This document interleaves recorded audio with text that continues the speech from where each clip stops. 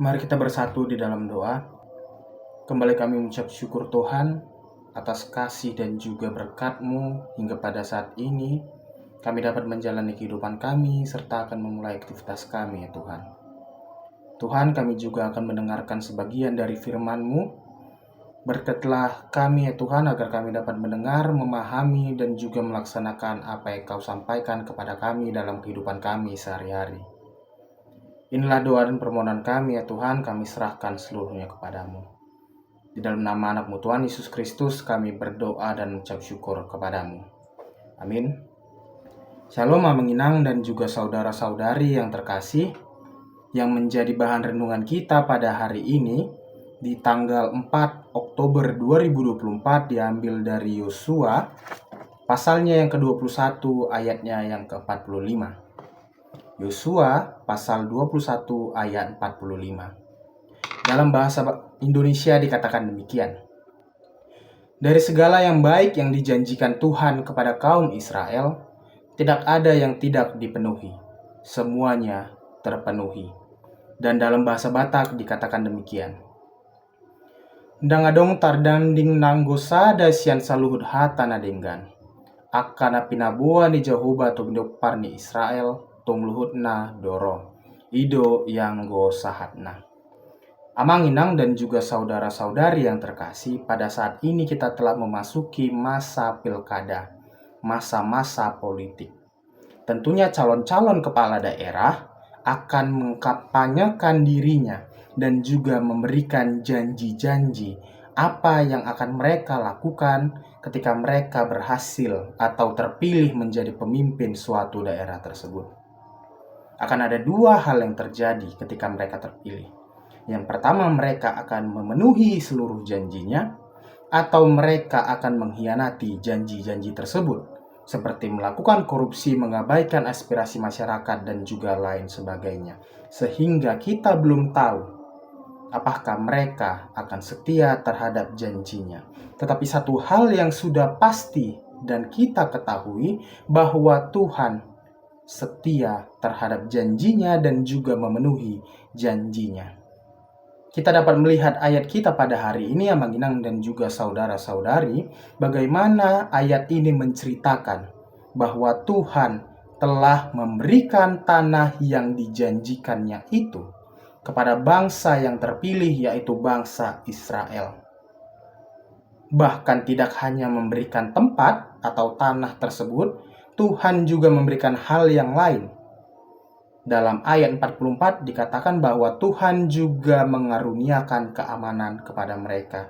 Sehingga Israel sudah mengalami masa tenang, sudah mengalami masa-masa yang aman, dan menikmati hasil dari janji Tuhan tersebut. Sehingga ayat ini, pada ayat 45 ini memberikan penegasan bahwa Tuhan telah memenuhi seluruh janjinya kepada bangsa Israel.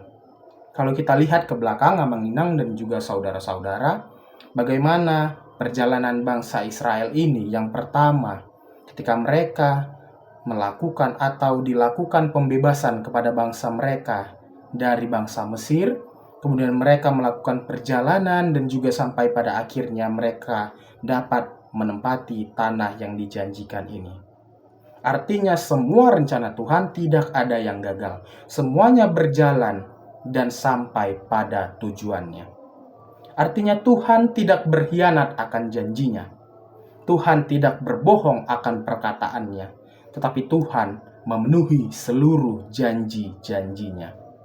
Meskipun apa yang dijanjikan Tuhan ini tidak semerta-merta dapat diperoleh oleh bangsa Israel secara langsung. Butuh proses yang dijalani oleh bangsa Israel. Kalau kita lihat, Amang Inang, dan tentunya kita sudah tahu bahwa bangsa Israel mengalami masa-masa sulit dalam perjalanannya menuju tanah yang dijanjikan ini. Mereka mengalami kelaparan, mereka juga mengalami perperangan. Berbagai kesulitan dan tantangan tersebut, tetapi mereka dapat melanjutkan perjalanan mereka. Oleh karena apa? Oleh karena Tuhan menolong mereka. Sehingga Tuhan bukan sekedar memberikan janji, tetapi Tuhan juga ikut membimbing agar kita dapat mendapatkan janji itu. Maka dalam kehidupan kita sehari-hari, sebagai umat yang percaya kepada Tuhan, maka kita juga harus percaya kepada janjinya.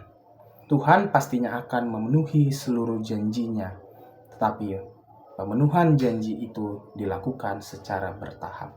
Tidak seluruhnya keinginan kita dapat diberikan, tetapi secara bertahap, secara perlahan namun pasti akan terpenuhi seluruhnya. Bahkan janji Tuhan juga bisa saja melampaui ekspektasi. Janji Tuhan bisa saja melampaui hal-hal yang kita pikirkan. Hal-hal yang selama ini tidak kita pikirkan, bisa saja kita terima dari Tuhan. Sehingga, yang pertama kita juga harus bersyukur atas hidup kita yang telah diberikan oleh Tuhan hingga pada saat ini. Janji-janji Tuhan yang telah kita terima pada masa ini, maka perlu kita syukuri.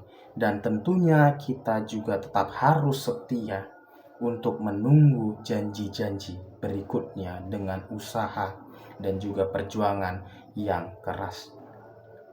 Bisa saja proses yang kita alami sama seperti bangsa Israel tadi. Kita mengalami kesulitan dalam hidup kita. Kita mengalami pergumulan, bahkan merasa hidup kita sedang terpuruk, bahkan jatuh ke dalam jurang yang paling dalam. Tetapi perlu kita ketahui dan juga kita imani, Amanginang dan juga saudara-saudara, bahwa Tuhan pasti akan membimbing kita. Tuhan pasti akan menyertai kita, dan yang terpenting, janji Tuhan pasti akan ditepati. Kita juga akan dapat kehidupan yang lebih baik dalam kasih Tuhan. Meskipun kita harus memberikan pengorbanan yang panjang, meskipun terkadang kita mengalami pergumulan, tetapi Tuhan pasti akan menolong kita. Sehingga percayalah bahwa Tuhan adalah Allah yang setia, Allah yang selalu memenuhi janji-janjinya, dan juga Allah yang selalu menyertai kita dalam kehidupan kita. Amin. Kasih karunia dari Tuhan Yesus Kristus, serta kasih setia Allah Bapa, dan persekutuan Roh Kudus memberkati dan menyertai kamu sekalian hari ini, esok, dan sampai selama-lamanya. Amin.